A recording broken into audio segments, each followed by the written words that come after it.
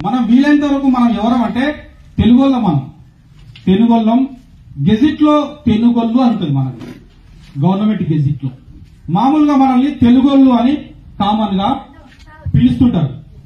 ఈ రాష్ట్రంలో 136 BC కులాలున్నాయి, 53 SC కులాలున్నాయి, ఒక 6-7 ఎస్టీ కులాలున్నాయి, 6-7 ఓసీ కులాలున్నాయి. అంటే 200 కులాల కంటే ఎక్కువగా ఈ రాష్ట్రంలో ఉన్నాయి. 200 కులాల కంటే ఎక్కువగా ఈ రాష్ట్రంలో ఉన్న ఈ ప్రాంతం పేరు మీద, ఈ భాష పేరు మీద, ఈ జాతి పేరు మీద ఉన్న ఏకైక కులం ఏదంటే మనదే, తెలుగుల కులం. ఈ ప్రాంతాన్ని ఏమంటాం? తెలుగు ప్రాంతం అంటాం. ఇక్కడి ప్రజల్ని ఏమంటారు? తెలుగు వాళ్ళు అంటారు. ఇక్కడి భాషను ఏమంటాం? తెలుగు భాష అంటాం.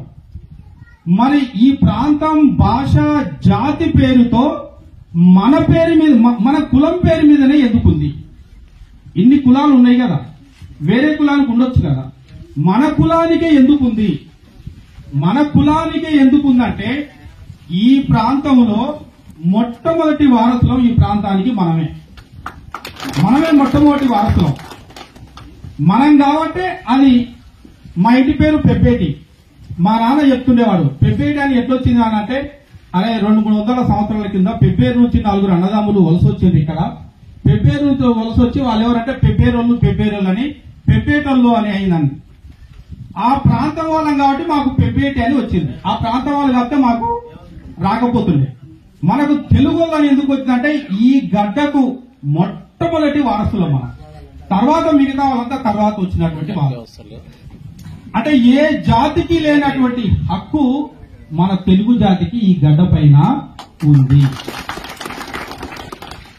మీరు ఒక ప్రాంతం గాని, ఒక సమాజం గాని అభివృద్ధి కావాలి అంటే, అన్ని రంగాల్లో అభివృద్ధి కావాలంటే దానికి ఒక ఫిలసాఫికల్ బేస్ అనేటటువంటిది ఉండాలి. దానికి ఒక తత్వం అనేటటువంటిది ఉండాలి. ఆ జాతికి, ఆ ప్రాంతానికి ఒక ఆలోచన అనేటటువంటిది ఉండాలి.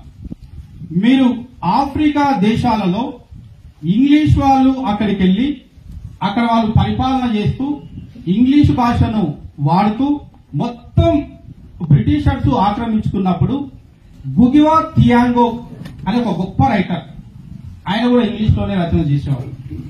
తర్వాత ఆయన ఆలోచించాడు, ఈ ప్రాంతం మాది, ఈ భాష మాది, ఈ అధికారం మాది, కానీ వీళ్ళెవరు మా పైన పెత్తనం